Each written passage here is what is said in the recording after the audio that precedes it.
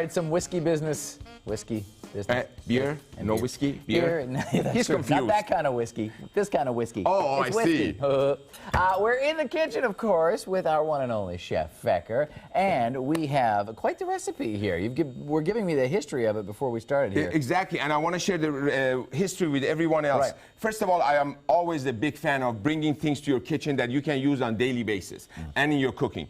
This was tempura batter in general was introduced to the Japanese by the Portuguese. Okay. And due to the fact that the Catholic don't eat meat on Fridays. Right. I assure you in the 1800s when it was introduced, the tempura batter wasn't as perfected as it is right now. So it's evolved since then, and who brought the beer into the deal? Because everybody loves the beer batter. Feker, this is Fekerized. Of course I brought the beer in there. No, Yeah. but you think about it, we have beer batters. Sure, and yeah. why is that? Because beer gives you bubble, and those bubbles create fluffiness into the batter, so make it a nicer, crispier. And by the way, because beer has a specific water content, it pushes the oil away from the batter, so it doesn't get soggy on you. That's again another reason. What I did is, this is a gluten-free fish fry. I like that.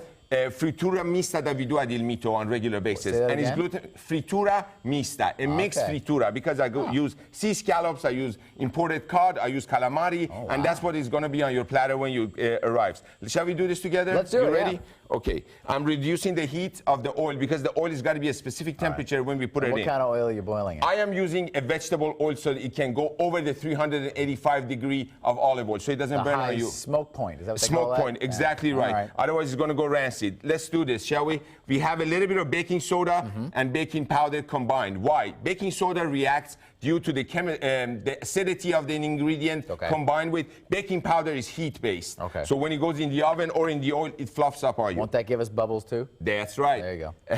He's bubbly today, isn't he? I made a volcano just like everybody else. Rice flour and cornstarch mixed. So we don't use any gluten in our batter, right? A little bit of cornstarch extra, so we have a higher percentage of cornstarch than rice flour. All right.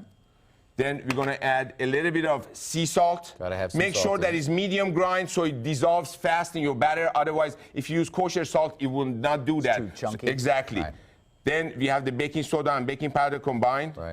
And a little bit of white pepper. White pepper. Why do we want white pepper? Again, we don't want those black specks. Ladies and gentlemen, this is crucial when you're making a batter. Break your egg into a container away from the batter so the shells do not fall in there just by mistake. That's smart. There's no way it can get in there because you know That's right. That's right. Otherwise, so you'll be do dipping regular in there. pepper. You just don't want the look of it. Absolutely. In case you don't have it at all. It is not a dramatic thing. You can do whatever you want as long as it has flavor. Okay, so we He's got making the it egg. difficult. Now, in here.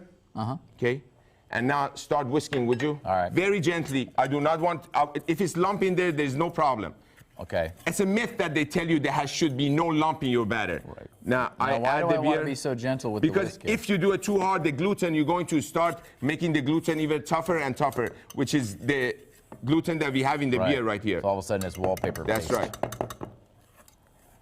Put the beer in a little bit at a time. That's right.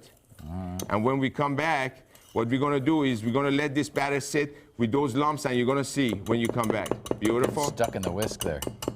There we go. All right, excellent. Well, coming up, women are usually, apparently, their own worst beauty critics. That's what I'm being told to read here. The company's new campaign to make sure they all, yes, all, feel beautiful. So stick around. I feel